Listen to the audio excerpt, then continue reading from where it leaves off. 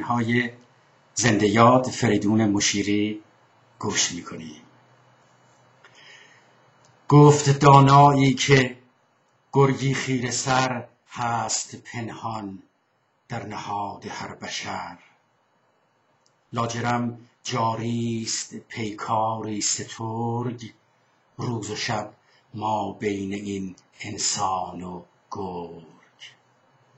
زور بازو چاره این گرگ نیست، صاحب اندیشه داند چاره چیست.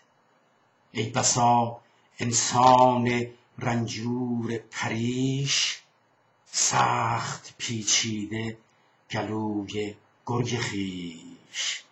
ای بسا زورآفرین مرد دلیر، هست در چنگال گرگ خود اسیر. هر که گرگش را در اندازد به خاک، رفته رفته می شود انسان پاک. وان که از گرگش خورد هر دم شکست، گرچه انسان می نماید گرگ هست. وان که با گرگش مدارا می کند، خلق و خوی گرگ پیدا می کند. در جوانی جان گرگت را بگیر، وای اگر این گرگ گردد با تو پیر. روز پیری گرچه باشی همچو شیر، ناتوانی در مصاف گرگ پیر.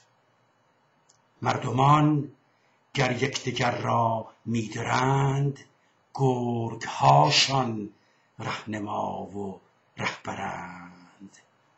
این که انسان هست اینسان دردمند، گرگ ها فرمان روایی می کنند. وان ستمکاران که با هم محرمند، گرگ هاشان آشنایان همند. گرگ ها همراه و انسان ها غریب، گرگ ها همراه و انسان ها غریب.